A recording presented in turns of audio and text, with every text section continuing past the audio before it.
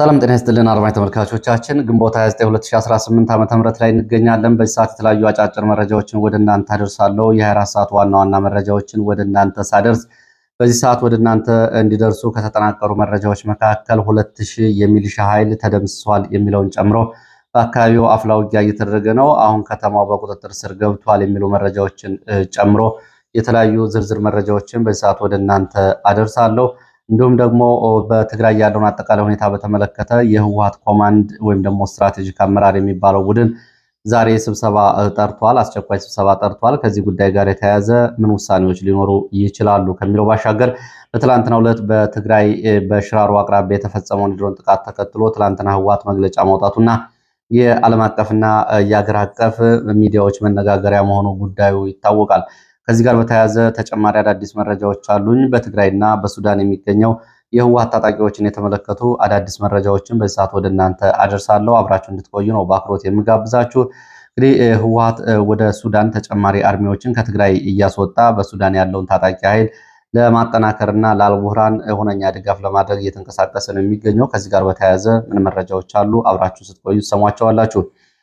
ከዚህ ባሻገር እንደዚሁ አማራ ክልል በተለያዩ አካባቢዎች ያሉ መረጃዎችንም አሰናድቻለሁ። የግንባር ዝርዝር መረጃዎች በባህር ዳር ዙሪያ በተከታታይ ቀናት የተፈጸሙ የደፈጣ ጥቃቶችና ድንገተኛ ጥቃቶችን ጨምሮ ያለማቋረጥ ውጊያ እየተደረገባቸው ካሉ አካባቢዎች አንዱ በሆነው በሰሜን ወሎና አካባቢው ያሉ መረጃዎችን በሰዓት ወደ እናንተ አደርሳለሁ። አብራችሁ እንድትቆዩ በአክብሮት ጋብዛለሁ። ብልጽግና እንግዲህ ያደረገው ምርጫ በዓለም ሚዲያዎች ቀደም ብሎ መጋለጡና ከዛ በኋላ ያለው የህዝብ ተቀባይነት እንደዚሁ አሳሳቢ ደረጃ ላይ ደርሷል። የተለያዩ ኃይሎች ይህንን ምርጫ እንደማይቀበሉት እየገለጹ ነው የሚገኙት። በትላንትናው ዕለት የኦጋዴን ብሔራዊ ነፃነት ግንባርን ጨምሮ የፋኖ መግለጫዎችን አውጥተዋል። ከዚህ ባሻገር የኦሮሞ ታጣቂ ኃይልም እንደዚሁ መግለጫ አውጥተዋል። ምርጫው የጨረባ ምርጫ ነው በሚል ይህንን ተከትሎ በአርሲ ቀጠና በኦርቶዶክስ እምነት ተከታዮች ላይ እየተፈጸመ ያለው ጭፍጨፋ አለ። በሀገሪቱ ውስጥ ያለው አጠቃላይ ቀውስ አለ። እነዚህን ቀውሶች የፖለቲካ ቀውሶች ለመሸፋፈን ብልጽግና ምን እያደረገ ነው የሚለውን በተመለከተ በትላንትናው ዕለት በአዲስ አበባ የአርሰናል ደጋፊዎች ቀደም ብሎ ጠርተውት የነበረውን ለአርሰናል ውጤት ወይም ደግሞ ዋንጫ ማግኘት ድጋፍ ለማሳየት ተጠርቶ የነበረውን ኮንሰርት በምን ደረጃ ብልጽግና እንደጠለፈውና ለገጽታ ግንባታ እንደዋለው የሚያሳይ ዝርዝር መረጃም ይዣለሁ። ከአዲስ አበባ አብራችሁ ከቆያችሁ የምትሰሙት ይሆናል። ከተለያዩ አካባቢዎች ጥቆማዎችን ልካችሁልኛል፣ በእጅጉ አመሰግናለሁ። የተለያዩ አካባቢዎች ያሉ አስተያየቶችን ማድረሳችሁኛል፣ በእጅጉ አመሰግናለሁ። ወደ መረጃዎቹ ነው የምሄደው። ወደ መረጃዎቹ ሲሄድ እንግዲህ ብልጽግና ገመናውን ለመሸፈን ምን እያደረገ ነው የሚለውን የሚያሳይ መረጃ ትላንትና በአዲስ አበባ ተጠርቶ የነበረውን የአርሰናል የደጋፊዎች የድጋፍ ፕሮግራም ብልጽግና ጠርቶ ኮንሰርቱን እንዴት የብልጽግና እንዳደረገውና ለብልጽግና የድጋፍ እንዲሁም ደግሞ የገጽታ ግንባታ እንደዋለው የሚያሳዩ መረጃዎችን በቅደም ተከተል ወደ እናንተ ላድርስ። ለአርሰናል የተጠራው ኮንሰርት የድጋፍ ሰልፍ እንዳይሰረዝ በሚል ብልጽግና ኮሚቴ አቋቁሞ መስራቱን ነው አዲስ አበባ የወጡ መረጃዎች የሚያሳዩት። በአርሲ አካባቢ የተፈጸመውን የክርስቲያኖች ጭፍጨፋ ተከትሎ በአገር ውስጥ እየጨመረ የመጣውን ቁጣ ለመሸፋፈን በሚል በአዲስ አበባ የተጠራው ኮንሰርት እንዲሰረዝ የማህበራዊ ሚዲያ ጥሪዎች መተላለፋቸውን ተከትሎ ይሄ ኮንሰርት እንዳይሰረዝ ብልጽግና የኮሚቴ አቋቁሞ በጀት መድቦ ጉዳዩን እንዳስኬደው የመረጃ ምንጮቹ ገልጸዋል። ለአርሰናል የድጋፍ ኮንሰርት ላይ አልተገኙም የተባሉ የአዲስ አበባ ለሚኩራ ክፍለ ከተማ ወረዳ 10 ሰራተኞች በተለይ የደንብ አስከበርና የፖሊስ አባላት ድጋፍ ሰልፉ ላይ አልተገኛቸውም በሚል ባለፈው ዓርብ ዕለትና ሐሙስ ዕለት ወጭ ተደርጎ ተሰጥቷቸው የነበረውን የትራንስፖርት እና የውሎ አበል እንዲመልሱ ታዘዋል። በወረዳው 45 ሰራተኞች ኮንሰርት ላይ እንዲገኙ ቀደም ብሎ የተከፈላቸው ቢሆንም በትላንትናው ዕለት የተወሰኑት ባለመገኘታቸው የወሰዱትን አበል እንዲመልሱ ትዕዛዝ ተላልፏል። ይህ እንግዲህ የሚያሳየው ከመንግስት ካዝና ወጭ ተደርጎ ብልጽግና የአርሰናልን የደጋፊዎች ኮንሰርት እንዴት እንደሄደበት የሚያሳይ ነው። ከአዲስ አበባ ለሚኩራ ክፍለ ከተማ ወረዳ 10 የሚገኙ ሰራተኞች እንግዲህ ይህንን ጉዳይ ሲያጋልጡ የጸጥታና የህግ ማስከበር ሰራተኞች እንዲሁም ደግሞ የሰላም ሰራዊት በሚል በአዲስ አበባ በሚሊሻ ስልጠና የሰጣቸው እናቶች የአርሰናልን መለያ ለብሰው እንዲሄዱና ለመለያ ልብስ የአርሰናልን ማሊያ ወይም ደግሞ መለያ የሚገዙበትና የትራንስፖርት የውሎ ወጫቸው ነው ገንዘብ የተሰጣቸው። እንግዲህ የአርሰናልን ጀርሲ ወይም ደግሞ መለያ ማሊያውን ለመግዛትም እንግዲህ ከመንግስት ገንዘብ ወጭ መደረጉን የመረጃ ምንጮች ገልጸዋል። እንግዲህ ምን ያክል ገጽታ ለመሸፈን እየተሄደ እንደሆነና ከአዲስ አበባ ውጭ ያለው የሀገሪቱ ሁኔታ ህዝቡ ዓለም ጆሮ እንዳይሰጠው የሚያደርግ እንቅስቃሴ ነው። በእርግጥ ያሳዝናል፣ ያው ያስቃልም። በአዲስ አበባ ብልጽግና የጸጥታ መዋቅር በኩል የተቋቋመው ኮሚቴ በአርሲ ጉዳይ ሰልፍ እንዳይሰረዝ እንግዲህ የኮንሰርቱ እንዳይሰረዝ እንዳይበላሽ በሚል በአዲስ አበባ ከተማ የሰላም ዘብ በሚል የሰላም ሰራዊት በሚል ያሰለጠናቸውን እናቶች እንዲሁም ደግሞ የብልጽግና የወጣቶች የሴቶች ሊግ ሆነው በየቤተሰቡ አንዳንድ ሰዎችን ወደ አርሰናል የድጋፍ ቦታ ኮንሰርት ስቴዲየም እንዲልኩ አድርጓል። የአርሰናል እግር ኳስ ደጋፊዎች የጠሩት ድጋፍ ሰልፍ ኮንሰርት ሙሉ በሙሉ እንግዲህ በብልጽግና መጠለፉን ነው መረጃዎች የሚያሳዩት። ኮንሰርቱ ሙሉ በሙሉ የብልጽግና ሰዎች ያስተባበሩት የትራንስፖርት ወጪዎችን የሚዲያ ሽፋንም ደግሞ እንደዚሁ በማመቻቸት ብልጽግና በራሱ የፖለቲካ አጀንዳ እና በራሱ የጸጥታ መዋቅር ይህንን የኮንሰርት ለሚፈልገው ዓላማ አውሎታል። ለአብይ አህመድ ድጋፋችን እንገልጻለን፣ ለብልጽግናና ለአርሰናል ድጋፋችን እንገልጻለን የሚሉ ጽሁፎችን፣ አልባሳት፣ ቲሸርቶች እንዲሁም ደግሞ ወደ ስቴዲየም የመጡ ሰዎች ወጪዎችና አጠቃላይ ባነሮች በዚህ ተሸፍነዋል።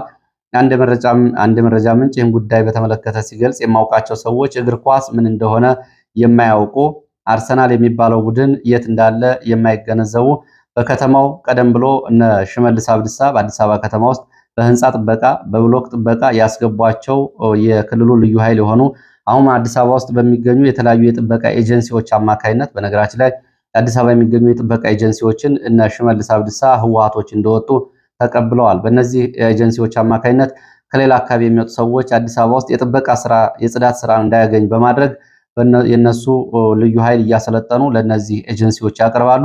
እነዚህ ኤጀንሲዎች ደግሞ ለጥበቃ ስራ በሚል በየህንፃዎቹ በየብሎኮቹ ይመድባሉ።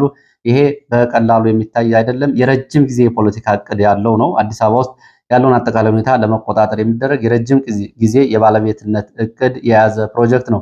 ለማንኛውም እነዚህ ሰዎች እንግዲህ ትላንትና በህንፃ ጥበቃዎች ላይ ተነስተው የአርሰናልን መለያ ለብሰው ወደ ስቴዲየም እንዲሄዱ በእነ ሽመልስ አብዲሳ በኩል በተሰጠ ትዕዛዝ ሰልፍ ላይ ተገኝተዋል።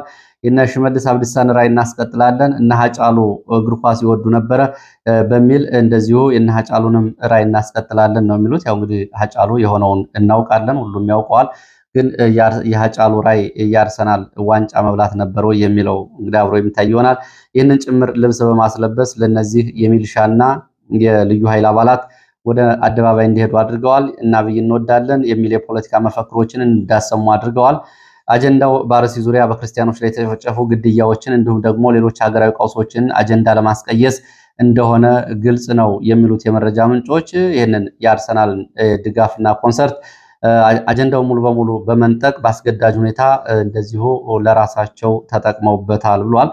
እንግዲህ በዚህ ጉዳይ ላይ ተጨማሪ መረጃዎችን ትዝብቶችን እናንተም ልታደርሱ ትችላላችሁ። ብልጽግና የድጋፍ ጽሁፎችንም ሰልፎችን በማድረግ የወጡት ይታያሉ። በአርሰናል የእግር ኳስ አርማ ለብልጽግና ድጋፍ እናደርጋለን የሚሉ ጽሁፎችም እንደዚሁ ተይዘው ታይተዋል። ከዚህ ጋር በተያያዘ ሰልፍ ያልወጡ መንግስት ሰራተኞችም እንደዚሁ ቅጣት ይጠብቃቸዋል ተብለዋል። በተለይ ተመድበው የነበሩ እንዲሁም ደግሞ የሴፍቲኔት ተጠቃሚ የነበሩ የእናቶች ሰላም ሰራዊት ተብለው በአዲስ አበባ ሰልጥነው የነበሩ ሰዎች ለዚህ ጉዳይ ካልወጡ ቅጣት ይጠብቃቸዋል ተብሏል። የብልጽግና ገጾች የብልጽግና ባለስልጣናት ለዚህ እንግዲህ ለትላንቱ ኮንሰርት ከፍተኛ የሚዲያ ሽፋን ሰጥተውት ታይቷል። ይህ እንግዲህ አርሰናልን ከመውደድ ወይም ደግሞ የአርሰናልን ዋንጫ ማግኘት ከመፈለግ አይደለም። ምንም የሚያገናኘው ነገር የለም። አዲስ አበባ ውስጥ ያለውን የትኛውም ሁኔታ ወጣቱን ልብ ያቀዘቅዝልናል፣ ተቃውሞዎችን ያረግብልናል፣ የፖለቲካ አጀንዳ ያስቀይስልናል በሚል ይሄ እንደተደረገ ነው መረጃዎቹ የሚያሳዩት። ብልጽግና ይህንን ቢያደርግም በአርሲ የተፈጸመውን ጭፍጨፋ በሀገሪቱ ውስጥ ያለውን ቀውስ ዜጎች እንዳይሰሙ በአዲስ አበባ ዓለም አቀፍ ክስተቶች የሚስተናገዱበት የሰላም ከተማ ሆኖ አብይ አህመድ የገጽታ ግንባታውና ውጤታማ መንግስት እንደሆነ ለማሳየት የተደረገው ጥረት ባለበት ሁኔታ በሌላ አካባቢም ሰልፎች ተደርገዋል። በአርሲ የተፈጸመውን ጭፍጨፋ የሚቃወሙ የአደባባይ ሰልፎች።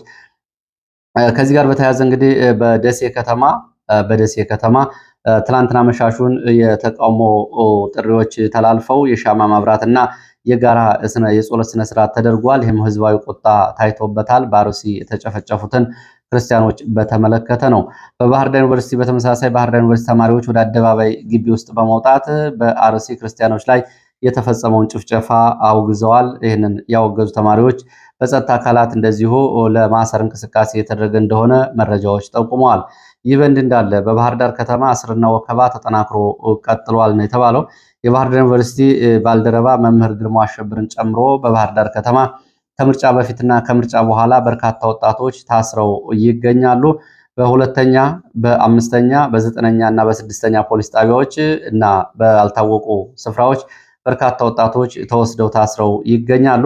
ቀደም ብሎ ምርጫ ለማደናቀፍ ከዛ በኋላ ደግሞ በተለያዩ ሰበብ በርካታ ወጣቶች በባህር ዳር ታስረው ቤተሰቦቻቸው ለመጠየቅ በተቸገሩበት ያሉበትን ለማግኘት እንደተቸገሩ ለኢትዮ ፎከስ ገልጸዋል። እንግዲህ ይህ በእንዲህ እንዳለ ደግሞ ወደ ትግራይ ስንሄድ ደግሞ ህወሓት በትግራይ ትላንትና በሽራሮ አካባቢ የተፈጸመውን የድሮን ጥቃት ተከትሎ ዛሬ የትግራይ ኮማንድ ወይም ደግሞ ስትራቴጂክ አመራር ተብሎ የሚጠራውን 9 ቡድን ያሉትን አባላት ዛሬ ስብሰባ ጠርቷል። ዛሬ ይደረጋል የተባለውን ስብሰባ በምን ጉዳዮች ላይ የሚመክር እንደሆነና በምን አጀንዳዎች ላይ የሚናገር እንዲሁም ደግሞ ውሳኔ የሚያሳልፍ እንደሆነ የታወቀ ነገር የለም። ሆኖም አጠቃላይ ካለው ወቅታዊ ሁኔታ አንጻር የተያያዘ እንደሚሆን ግን ይጠበቃል። የትላንትና ህወሓት የተፈጸመውን ድሮን ጥቃት በተመለከተ አጠቃላይ ሁኔታዎችን በተመለከተ ረዘም ያለ መግለጫ አውጥቷል። ይህ መግለጫ እንግዲህ የፕሪቶሪያ ሰላም ስምምነት ሙሉ በሙሉ በፌዴራል መንግስት መጣሱን፣ የፌዴራል መንግስቱ ለፕሪቶሪያ ሰላም ስምምነት መፍረስ ተጠያቂ መሆኑን እንዲሁም ደግሞ በድሮን የተፈጸሙ ጥቃቶች በትግራይ አዲስ ጦርነት መክፈትና የዚህ የፕሪቶሪያ ሰላም ስምምነት ሙሉ በሙሉ መፍረስና የአዲስ ጦርነት ጅማሮ ተደርጎ እንዲታይ በሚል ትላንትና በመግለጫው አንስቷል። ሁለተኛው የፌዴራል መንግስቱ በትግራይ አጠቃላይ የሆነ የሸቀጣሸቀጥ ድጋ ንግድ፣ የገንዘብ፣ የበጀት፣ የነዳጅ አጠቃላይ አገልግሎቶች እንዲቋረጡ በማድረግ ትግራይን ጫና ውስጥ እያስገባ ነው በሚልም መግለጫው ያትታል። ሶስተኛው ተፈናቃዮችን በተመለከተ ተያያዥ ጉዳዮችን የፕሪቶሪያውን የሰላም ስምምነት መሰረት አድርጎ ሉዓላዊነታችን አልተከበረም የሚል እንደዚሁ መግለጫ አውጥቷል። ሶስተኛው እንደዚሁ ተፈናቃዮችን በተመለከተና ተያያዥ ጉዳዮችን በተመለከተ ሉዓላዊነታችን አልተከበረም በሚል እንዲሁም ደግሞ ለመደራደር ዝግጁ ነኝ የሚል መግለጫ ላይ ህወሓት ትላንት መግለጫ ማስተላለፉ ይታወቃል። እንግዲህ ከዚህ ጋር በተያያዘ አፍሪካ ህብረትም ይህንን አዲስ ድርድር ለማስጀመር እንቅስቃሴ መጀመሩን መረጃዎች ገልጸዋል። ምናልባት በሚቀጥሉት የስራ ቀናት ከሰኞ ጀምሮ እስከ ዓርብ ባለው ከአፍሪካ ህብረት በኩል አንድ ነገር ሊኖር እንደሚችል ትላንትና የወጡ መረጃዎች ያሳያሉ። እንግዲህ በህወሓት በዚህ በኮማንዱ በኩል ይነጋገርበታል የሚለው ጉዳይ ዛሬ ተጠባቂ ይሆናል። የሚወስናቸውን ውሳኔዎችም እንግዲህ አብረን የምንከታተል ይሆናል። ይህ በእንዲህ እንዳለ በህወሓት በራያ አላማጣ አካባቢ የሚገኙ ተማሪዎች ወደ ማይጨው ፈተና ማዕከል እንዲመጡ ትዕዛዝ አስተላልፏል። በራያ ባላ፣ ራያ አላማጣ፣ አላማጣ ከተማ፣ ኮረም እንዲሁም ደግሞ ወፍላ ወረዳ የሚገኙ ተማሪዎች የ12ኛ ክፍል ተማሪዎች ወደ ማይጨው ማዕከል መጥተው ፈተና እንዲወስዱ የሚል ትዕዛዝ ተላልፏል። በህወሓት በኩል ጉዳዩ ሰሞኑን ህወሓት በትግራይ እያደረገ ካለው መጠነ ሰፊ ወታደራዊ አፈሳና የግዳጅ ምልመላ ጋር የተያያዘ እንደሆነ የመረጃ ምንጮቹ ይገልጻሉ። ዛሬ ወደ ማይጨው እንዲመጡ ጥሪ የተደረገላቸው ተማሪዎች ለወታደራዊ ግዳጅ ሊታፈሱ ይችላሉ የሚሉ ስጋቶች ተጠናክረው ቀጥለዋል። ይህ በእንዲህ እንዳለ በሌላ መረጃ ደግሞ ህወሓት ትላንትና ከመቀሌ ወደ ኮረም፣ አለማጣ፣ ራያ መሆኒ የዱቄት ፋብሪካዎች የተውጣጣ በርካታ ዱቄት ወደ ግንባር አስጠግቷል። ይህም ለታጣቂዎቹ ቀለብ እንደሆነ ነው የተገለጸው። በትላንትናው ዕለት በተሳቢ ተሽከርካሪዎች ከመቀሌ የተጫነ የስንዴ ዱቄት እንዲሁም ደግሞ ሌሎች ሎጂስቲኮች ወደ ኮረም፣ ራያ መሆንና ራያ አላማጣ አካባቢዎች ስለመንቀሳቀሱ መረጃዎች ገልጸዋል። ይህ በእንዲህ እንዳለ ዛሬ በትግራይ በታህታይ ዳቦ ተብሎ በሚጠራው አካባቢና ላዕላይ ዳቦ ተብሎ በሚጠሩ አካባቢዎች ከፍተኛ የሆነ ወታደራዊ አፈሳ እየተደረገ እንደሆነ በትግረኛ የወጡ ጽሁፎች ይህንን ያሳያሉ። በትግራይ ያለው የህወሓት ጉዳይ በዚህ ባለበት ይቆይና ወደ ሱዳን ያለውን ደግሞ የህወሓት ጉዳይ ስንመለከት በሱዳን በርካታ የህወሓት ታጣቂዎች ህይወታቸው ማለፉን የሚገልጹ መረጃዎች ወጥተዋል። በነገራችን ላይ እነዚህ እጅግ አሳዛኝ ናቸው። እንደዚህ አይነት መረጃዎች በኢትዮጵያ ውስጥ ያለው ተስፋ አስቆራጭ ሁኔታ እና ቀውሱ በቀጠለበት ሁኔታ ለባዕዳን ሀገራት በቅጥረኝነት ወታደርነት እንዲዋጉ ገብተው ነው ህይወታቸው ያለፈው። ታጣቂዎቹ ሱዳን ውስጥ አልባርካ ተብሎ በሚጠራ ብሉናይል ግዛት አካባቢ ሰፍረው የነበሩ የህወሓት ታጣቂዎች በመሐመድ ደጋሎ ታጣቂዎች አርኤስኤፍ በተፈጸመባቸው የሞርተር የመድፍ ድብደባ ነው ጉዳት ደርሶባቸው ወደ ሆስፒታል ገብተው በአግባቡ ሕክምና ሳይሰጣቸው በመቅረቱ ህይወታቸው ያለፈው። መድኔ ተብሎ ወደሚጠራ አካባቢ የተወሰዱት ቁስለኞች አብዛኞቹ በቂ ሕክምና ባለማግኘታቸው ህይወታቸው አልፏል። እንግዲህ ቆስለው ከተወሰዱት መካከል ቢያንስ 16ቱ ከቀናት በኋላ ህይወታቸው ስለማለፉ የሚገልጹ መረጃዎች ወጥተዋል። ታጣቂዎቹ ወደ ብሉ ናይል ግዛት የተዛወሩት ባለፈው ወር መጀመሪያ እንደሆነ የተገለጸ ሲሆን በዚህ በብሉ ናይል ግዛት ከሚገኘው የሱዳን ጦር 4ኛ ክፍለ ጦር የአልቡርሃን ጦር ማለት ነው ዋና አዛዥ ጋር በመሆን በአሶሳ ኩርሙክ ከተማ ለሚደረጉ ዘመቻዎች እንዲዘጋጁ በሚል ወደዚህ ግንባር እንዲወሰዱ የተደረጉት። የሆነው ግን አሳዛኝ ነው።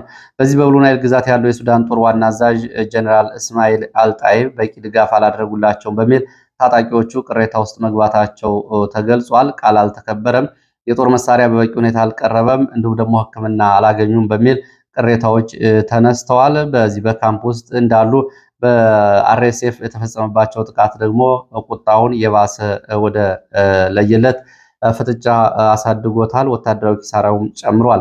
ይህንን ተከትሎ በሱዳን የሚገኙ የህወሓት ታጣቂዎች ዋና አዛዥ ብርጋዴር ጀኔራል ሙዘይ መኮንን ወደ ታጣቂ ቁስለኛ ማዕከላት የተንቀሳቀሰ ቢሆንም ታጣቂዎቹ በቂ ሕክምና እንዳላገኙ ገልጸውለታል። ግን አሁንም የተለየ ነገር የለም። የ4ኛ ክፍለ ጦር እና 13ኛ ክፍለ ጦር የአልቡርሃን ጦር 16ኛ ብርጌድ ጋር በመሆን ኩርሙክ ከተማን ነጻ ታወጣላችሁ በሚል ግዳጅ ከሰጣቸው በፊት ግዳጅ ከመውጣታቸው በፊት በካምፕ ውስጥ በተፈጸመ ድብደባ ነው ታጣቂዎቹ ጉዳት እየደረሰባቸው። እንግዲህ ከላይ የተጠቀሱት 4ኛ ክፍለ ጦር 13ኛው ብርጌድ 16ኛው ብርጌድ ጋር በመሆን ይህንን ዘመቻ ታደርጋላችሁ ተብለው እንደነበር መረጃዎች ይገልጻሉ። ይህ በእንዲህ እንዳለ በሱዳን የሚገኙ የህወሓት ታጣቂዎች መካከል የተወሰኑት ስለመጥፋታቸውም የሚገልጹ መረጃዎች ወጥተዋል። በሱዳን ሸረሪና ወታደራዊ ካምፕና አሁን ደግሞ በብሉ ናይል ግዛት ደማዚን ተብሎ በሚጠሩ አካባቢዎች ሰፍረው የሚገኙ የህወሓት ታጣቂዎች ወደ አካባቢው በግዳጅ ከተወሰዱ ታጣቂዎች መካከል አሁን እያገባደድ ነው ባለው የግንቦት ወር ብቻ ከ153 በላይ የህወሓት ታጣቂዎች ከግዳጅ ቀጠና እና ከካምፖች ጠፍተዋል ተብሏል። ታጣቂዎቹ በሁለት መንገድ እንደጠፉ መረጃዎች ያሳያሉ። አንደኛው በሱዳን ወደ ሊቢያ በረሃዎች በማድረግ አውሮፓ እንዲሁም ደግሞ አዲስ አበባና በትግራይ ከሚገኙ ቤተሰቦቻቸው ከፍተኛ ገንዘብ በማስላክ በደላሎች አማካይነት ወደ ሊቢያ በረሃዎች ወደ በሜዲትራኒያን ወደ አውሮፓ ለማቋረጥ ብዙዎቹ ወደዛ ተሰደዋል። ሌላው ደግሞ በኢትዮጵያ ውስጥ እንዲመለሱ በተለይ በነ ጻድቃን በተቋቋመ አስከጂ ቡድን በኩል ታጣቂዎቹ ወደ ኢትዮጵያ እንዲገቡና በብልጽግና በኩል ምህረት እንደሚደረግላቸው እንዲሁም ደግሞ ህወሓትን ከሚታገሉ ሌሎች ታጣቂዎች ጋር እንዲቀላቀሉ በተዘረጋ መረብ አማካይነት ነው። በዚህ መንገድ ከወጡት መካከል ዛሬ መተማ አካባቢ የተወሰኑት ይገኛሉ። ወደ አዲስ አበባ እንዲመጡ ለማድረግ እንቅስቃሴ የተደረገ ነው ተብሏል። ይህ በሌላ መረጃ ህወሓት ከትግራይ አካባቢ የሚገኙ ታጣቂና አርሚዎችን እያንዳንዱ አርሚ የተለያዩ ኮሮችን እንዲያዋጣና ወደ ሱዳን እንዲያንቀሳቀሱ በሚል አሁንም እቅድ ይዞ እየተንቀሳቀሰ መሆኑን የወጡ መረጃዎች ያሳያሉ። እንግዲህ እነዚህ ትግራይ አካባቢ ያሉት አጠቃላይ መረጃዎች ናቸው። እንግዲህ ትግራይ አካባቢ ያሉ መረጃዎች ሲቀርቡ ብዙዎቻችሁ የሚሰጧቸውን አስተያየቶች ተመልክቻለሁ። መረጃው መሬት ላይ ያለው ወታደራዊ ፖለቲካዊ እንቅስቃሴ ብሎም ደግሞ እንግዲህ ነገና ከነገ ወዲያ በአማራ የግዛት የአንድነት ጥያቄዎች ላይ ሁነኛና ጉልህ የራሱ አሉታዊ ሚና ያለው ስለሆነ መረጃው እንደ መረጃ መቅረቡን ይቀጥላል። እንግዲህ በዚህ በኩል ያላችሁን አስተያየትም ተመልክቻለሁ። ወደ ባህር ዳር አካባቢ ስንመጣ ባህር ዳር ከተማ ወጣ ብሎ ይባብ ተብሎ በሚጠራ ቦታ በሚሊሻ አባላት ላይ ትላንትና መሻሹን ድንገተኛ ጥቃት ተፈጽሟል። በሚሊሻ አባላት ላይ በተፈጸመው ድንገተኛ ጥቃት ቁጥራቸው ብሎ ያልታወቁ የሚሊሻ አባላት ጉዳት ደርሶባቸዋል። ከጉዳቱ ባሻገር ይዘዋቸው የነበሩ የነፍስ ወከፍ መሳሪያዎችም እና ተተኳሽ በፋኖች ገብተዋል። ከአንድ ቀን ቀደም ብሎ እንደዚሁ በዚሁ በባህር ዳር ወደ መሸንቲ መውጫ ፋብሪካ ፊት ለፊት በአድማ ብተና ፓትሮል ላይ በተፈጸመ የደፈጣ ጥቃት እንደዚሁ ጉዳት መድረሱ ይታወቃል። ምንም እንኳ ጉዳቱ ባይታወቅም፣ በነገራችን ላይ እነዚህ ጥቃቶች የተፈጸሙባቸው አካባቢዎች የቀድሞው የሰሜን ምዕራብ እዝ ማዘዣ ወይም ደግሞ መኮድ እየተባለ የሚጠራው ወታደራዊ ማዘዣ አቅራቢያ ነው ይሄ የሆነው። ወደ ወሎ ቀጠና ስንሄድ በሐይቅ ከተማ አቅራቢያ በተፈጸመ ድንገተኛ የደፈጣ ጥቃት በሚሊሻ አባላት ላይ ተመሳሳይ ጉዳት መድረሱን የሚገልጹ መረጃዎች ወጥተዋል። ከሐይቅ ከተማ አቅራቢያ ሰግለ ሮቢት ተብሎ በሚጠራ ቦታ ፋኖ በፈጸመው ድንገተኛ የደፈጣ ጥቃት የሚሊሻ አባላት ጉዳት ደርሶባቸዋል። በአካባቢው እንቅስቃሴ ላይ የነበሩ የሚሊሻ አባላት በተፈጸመው የደፈጣ ጥቃት ለጊዜው ቁጥራቸው ያልታወቁ የሚሊሻ አባላት ሙትና ቁስለኛ ሲሆኑ፣ ሌሎች ደግሞ ይህንን ተከትሎ ከስምሪትና ከግዳጅ ቀጠናቸው አቋርጠው በመውጣት ወደ ሐይቅ ከተማ ተመልሰዋል ነው የተባለው። ይህ በእንዲህ እንዳለ በዚሁ ቀጠና ከስምሪትና ግዳጅ የወጡ ወታደሮች ወደ ፋኖ ተቀላቅለዋል። ፋኖም ወታደሮች ሲቀላቀሉ አቀባበል አድርጎላቸዋል። ባለፈው ጥር ወደዚህ ቀጠና ከገባው የደቡብ ዕዝ 41ኛ ክፍለ ጦር የወጡ ወታደሮች ናቸው ወደ ፋኖ የተቀላቀሉት። በተለያዩ አካባቢዎችም ተመሳሳይ ዜናዎች አሉ። እዚሁ በወሎ ቀጠና ወደ ደጋማው የሰሜን ወሎ አካባቢ ስንመጣ ጋሸናና ዙሪያ የሆነውን መረጃ ወደ እናንተ አደርሳለሁ። በሰሜን ወሎ ዞን ጋሸና ከተማ አቅራቢያ ፋኖ የደፈጣ ጥቃት ፈጽሟል። ከጋሸና ከተማ በመነሳት ወደ ገረገራና ፍላቂት ወደ መቄት እንቅስቃሴ ላይ በነበሩ ወታደራዊ ኮንቮይና ፓትሮሎች ላይ የደፈጣ ጥቃት ተፈጽሟል። እግረኛና ፓትሮል ላይ ፋኖ አርቢት ተብላ በምትጠራ ቦታ ነው ድንገተኛ የደፈጣ ጥቃቱን የፈጸመው። በደፈጣ ጥቃቱ በውል ያልታወቀ ሰብአዊ፣ ቁሳዊ፣ ወታደራዊ ኪሳራ ደርሷል። ይህንን ተከትሎ በአካባቢው ለሰዓታት የቆየ ውጊያ በአካባቢው ተቀስቅሶ ነበር ተብሏል። ውጊያው በድሽቃ በሞርተር በዙ 23 የታገዘ እንደነበር የገለጹት የመረጃ ምንጮች ተጨማሪ ኃይል ከጋሸና እንዲሁም ደግሞ ከመቄት ወደ አርቢት ተብሎ ወደሚጠራው ደፈጣ ጥቃት ወደ ተፈጸመበት አካባቢ ተጨማሪ ኃይል ወደ አካባቢው ስለመንቀሳቀሱና ስምሪት ወስዶ በአካባቢው ለሰዓታት የቆየ ውጊያ ስለመደረጉ ተገልጿል። በዚህ የደፈጣ ውጊያ ሆነ የግንባር ውጊያ የደረሰው ጉዳት አልታወቀም። ውጊያው ግን ከአርቢት ባሻገር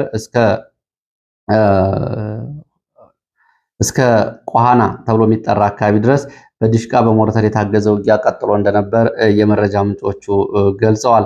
ወደ ሌላው መረጃችን ስንሄድ ኦነግን የተመለከተ መረጃ ነው። ኦነግ ሸኔ ከመቼው ጊዜ በላይ ሰሞኑን በተለያዩ አካባቢዎች ከፍተኛ የሆነ መጠነ ሰፊ ዘመቻ እያደረገ ነው የሚገኘው። በዚህም ዘመቻ የተለያዩ ድሎች እንደቀኑት እየተገለጸ ይገኛል። በጃልመሮ የሚመራው የኦነግ ሸኔ ታጣቂ ኃይል ሰሞኑን በተለያዩ አካባቢዎች ባደረጋቸው ዘመቻዎች 2000 የሚደርሱ የሚሊሻ አባላት ላይ ጉዳት ማድረሱና መደምሰሱን የወጡ መረጃዎች ገልጸዋል። በምስራቅ ወለጋ የተለያዩ ወረዳዎች፣ በሆሮ ጉዱሩ ወለጋ ዞን የተለያዩ ወረዳዎች፣ በምዕራብ ሸዋ ዞን እንዲሁም ደግሞ በሰሜን ሸዋ ሰላሌ ቀጠና እና በላንጋኖ ሐይቅ አቅራቢያዎች በተለያዩ ካምፖች፣ ከተሞች በፈጸመው ጥቃት 2000 የሚደርሱ የሚሊሻ አባላት ላይ ጉዳት ማድረሱን የአካባቢው የወጡ መረጃዎች ያሳያሉ። በርካታ የጦር መሳሪያዎችም እንደዚሁ በሸኔ እጅ ገብተዋል። ጃልሞይ ቱፋ በቄለም ወለጋ፣ ጃልድናኦል ደግሞ በዚሁ በሆሮ ጉዱሩ ወለጋ በሚመሯቸው ኃይሎች ከፍተኛ ድል መቀዳጀታቸውን የሚገልጹ የኦነግ ሸኔ መረጃዎች ያረጋግጣሉ። የኦነግ ሸኔ ታጣቂ ኃይል ላለፉት 2 ሳምንታት መጠነ ሰፊ ጥቃቶችን በመፈጸም ተዳክሟል፣ ተበትኗል ከተባለበት ተመልሶ በማገገም ወረዳዎችን፣ የወረዳ ከተሞችን፣ የሚሊሻ ካምፖችን እና ወታደራዊ ማዘዣ ጣቢያዎችን እንዲሁም ደግሞ አውራ ጎዳናዎችን እየተቆጣጠረ እንደሆነ የወጡ መረጃዎች ያሳያሉ። ይህንን ተከትሎ በዚህ የኦነግ ሸኔና የነጃልመሮ ቡድን ንቅናቄና አዲስ እንቅስቃሴ የተደናገጠው የኦሮሚያ ክልል ጸጥታ ቢሮ አዲስ አቅጣጫ ማስቀመጡ ይታወቃል። የኦሮሚያ ክልል በነጃልሰኝ የሚመራ ትይዩ የነጃልመሮ ቡድን የሚታገል ከህዝብ የሚነጥል አዲስ ቡድን ወደ ስራ እንዲገባ ማድረጉ ትላንትና በስፋት ተዘግቧል። ይህንን ተከትሎ በትላንትናው ዕለት በነጃልመሮ 2 ከፍተኛ የብርጌድ አዛዦች ላይ ሊሙ ገሊላ ተብሎ የሚጠራ አካባቢ ወለጋ ይሄ ቡድን ግድያ ፈጽሟል። በነጃልሰኝ የሚመራው የጫካ የነሽመልስ ክንፍ ማለት ነው። በነጃልመሮ ቡድንና በነሽመልስ አብዲሳ የሚደገፉ ሁለቱ ታጣቂዎች መካከል በተለያዩ አካባቢዎች ውጊያዎች እየተደረጉ መሆናቸው ይታወቃል። ከሚሊሻና ከመከላከያ ባሻገር ራሱን ችሎ የነጃልመሮን የሚታገለው የታጣቂ ቡድን ወደ ነጃልመሮ ለሚያደርጋቸው ስምሪቶች የጦር መሳሪያ፣ ስንቅ፣ ትጥቅ፣ ሎጂስቲክ እና የፕሮፓጋንዳ እንዲሁም ደግሞ የወታደራዊ ስምሪትና ምሪት ድጋፍ እየተደረገለት ነው ተብሏል። ይህ በእንዲህ እንዳለ ነጃልመሮ ሰሞኑን ከፍተኛ ወታደራዊ አዛዦቻቸውና የፖለቲካ ተወካዮቻቸውን ወደ ሱዳን መላካቸውም ይታወቃል። ዛሬ ዘጌት ብሎ አሁን በወጣ መረጃ ደግሞ የኦነግ ሸኔ ታጣቂ ኃይል በምስራቅ ወለጋ ዞን ከፍተኛ ውጊያ እያደረገ ነው የሚገኘው። ከማለዳ ጀምሮ በምስራቅ ወለጋ ዞን ኑኑ ቁምባ ተብላ በምትጠራ ወረዳ ውጊያ እየተደረገ ነው። ከማለዳ ጀምሮ በተደረገው ውጊያ የነጃልመሮ ታጣቂ ኃይል ኑኑ ቁምባ ተብላ የምትጠራውን ወረዳ ሙሉ በሙሉ ተቆጣጥሯል። በአካባቢ የነበረው ሚሊሻ ረጲሎላ መከላከያና ገዳ ኮማንዶ እየተባለ የሚጠራውና ጋቸና ሲርና አካባቢውን ለቆ ወጥቷል። በአብዛኛው በተለይ ጋቸና ሲርና ወይም ደግሞ ሚሊሻ ተብሎ የሚጠራው ኃይል ከፍተኛ ጉዳት አስተናግዷል። ይህንን በተመለከተ ተጨማሪ መረጃዎች ከቦታው እንደደረሱኝ ወደ እናንተ መልሼ የማደርስ ይሆናል። ሰሞኑን እንግዲህ ነጃልመሮ እያደረጉ ባሉት ውጊያ ግን ከ2000 በላይ ጋቸና ሲርና ወይም ደግሞ ሚሊሻ ጉዳት ደርሶበታል ተብሏል። እንግዲህ አብዛኛው ለ3 ሳምንት፣ ለ2 ሳምንት፣ ለ5 ቀናት ሰልጥኖ የገባ ነው። ብዙዎቻችሁ ማህበራዊ ሚዲያ ላይ ተመልክታችኋቸው ይሆናል። እነዚህን ሰልጣኞች እንግዲህ ብዙዎቹ ፎቶግራፋቸውን፣ ምስላቸውን እያወጡ በጉዳዩ ላይ መነጋገር ያድርገዋቸው ነበረ። በኦሮሚያ ክልል በተለያዩ ከተሞች የተመለመሉ አርሶ አደሮች የሚሊሻ ስልጠና ትወስዳላችሁ፣ ከኦነግ ሸኔ ኃይል ጋር ትዋጋላችሁ በሚል የ5 ቀናት የ7 ቀናት ስልጠና ከፍተኛ የ1 ቀናት ስልጠና ተሰጥቷቸው ነው እንግዲህ ለወራት ለበርካታ ዓመታት ጫካ ውስጥ ከቆዩ እንዲሁም ደግሞ የቡድን መሳሪያ ከታጠቁ ታጣቂዎች ጋር እንዲዋጉ ተደርገው ይህንን ጉዳት ያስተናገዱት።